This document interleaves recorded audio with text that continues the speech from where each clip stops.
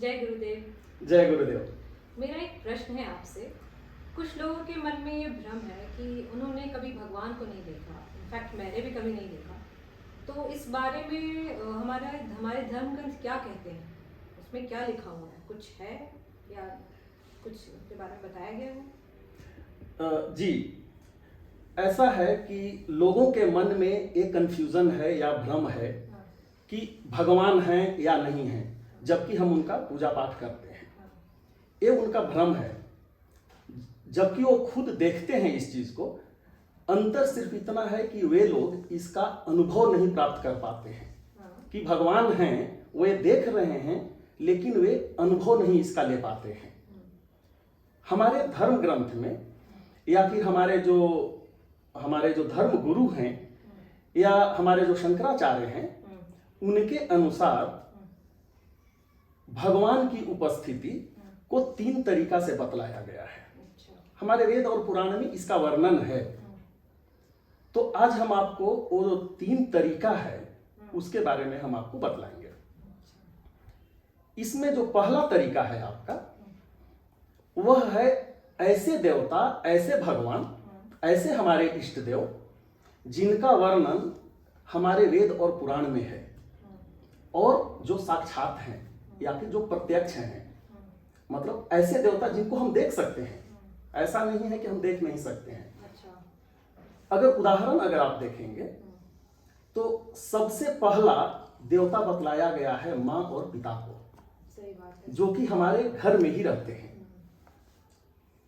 यहां तक बतलाया गया है हमारे धर्म ग्रंथ में कि अगर आप माँ पिता का अगर सेवा कर रहे हैं तो उससे बड़ा पूजा कुछ नहीं है।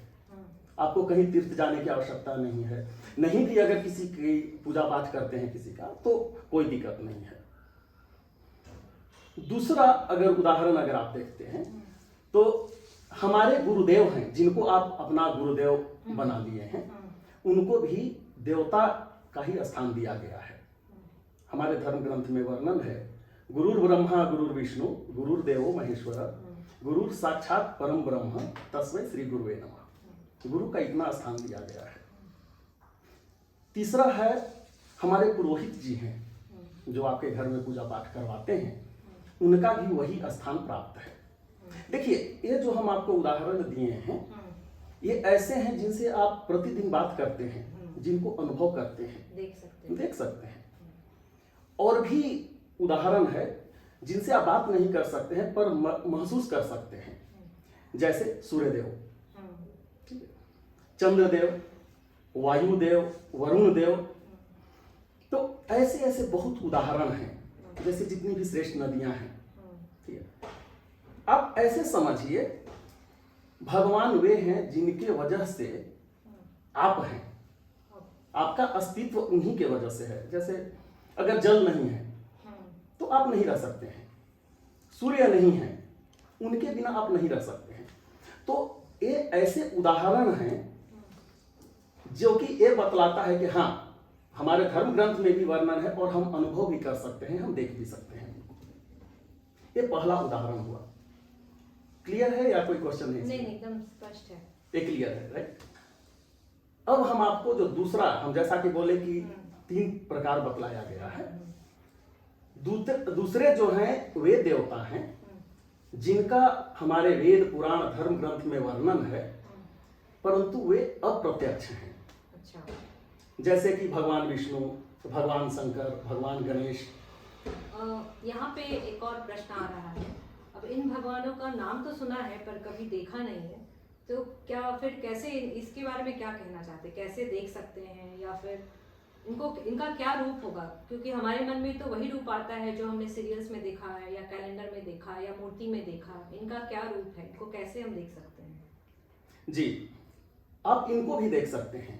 अच्छा, हाँ, इनका भी हम एक आपसे उदाहरण के रूप में हम आपको समझाने का हम कोशिश करेंगे।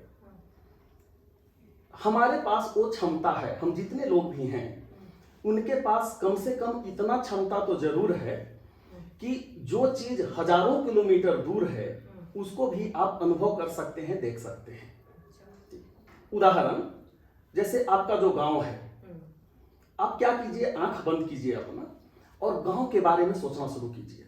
आप अपने घर से शुरुआत कीजिए कि मेरा घर का दरवाजा किधर है, हमारा कितना कमरा है, बेडरूम किधर है, आंगन किधर है, हमारे पड़ोसी में कौन कौन है, हमारा गांव का जो स्कूल किधर है, गार्डन किधर है।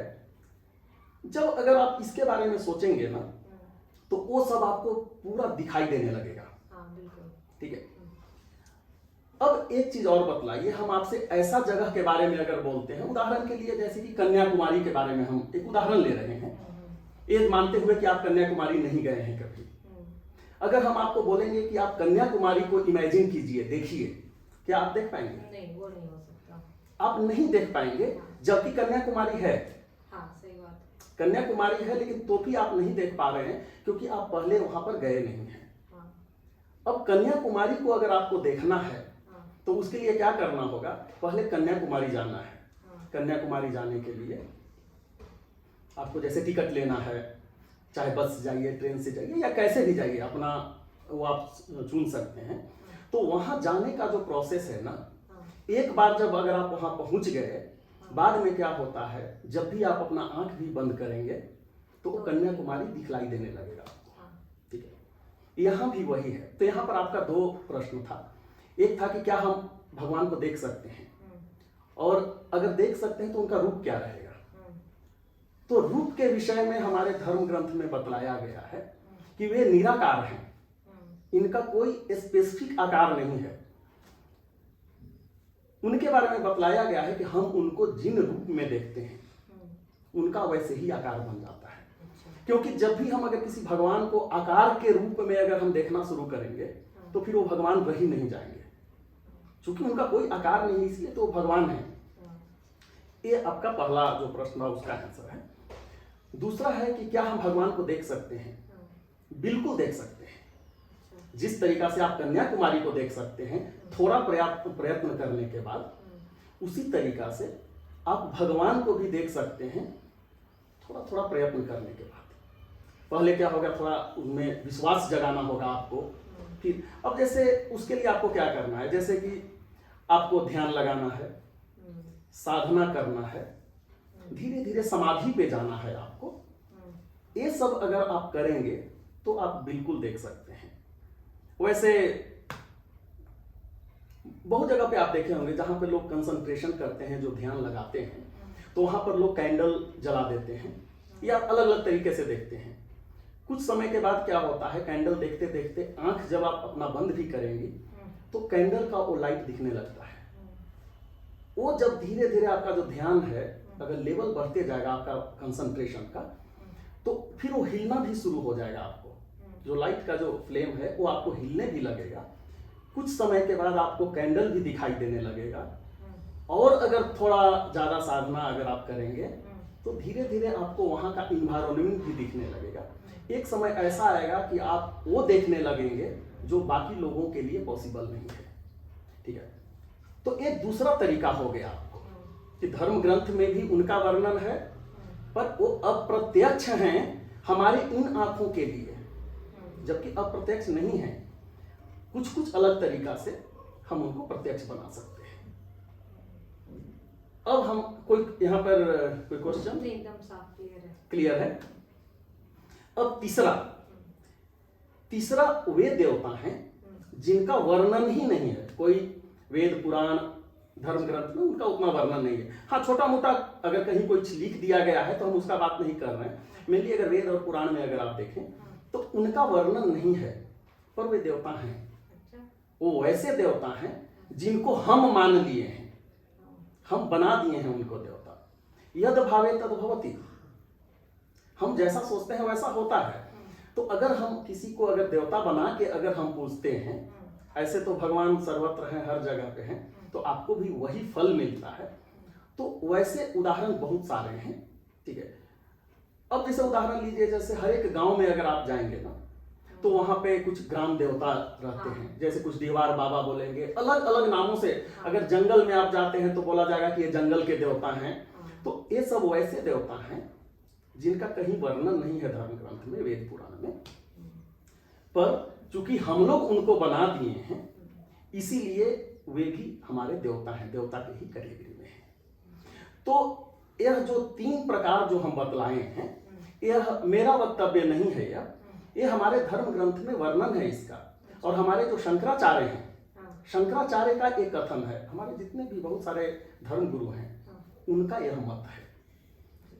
और कोई प्रश्न है? नहीं, एकदम साफ। बहुत धन्यवाद आपका, आपने मेरी शंका एकदम क्लियर कर दी। जी जी, बहुत बहुत धन्यवाद। जय सनातन।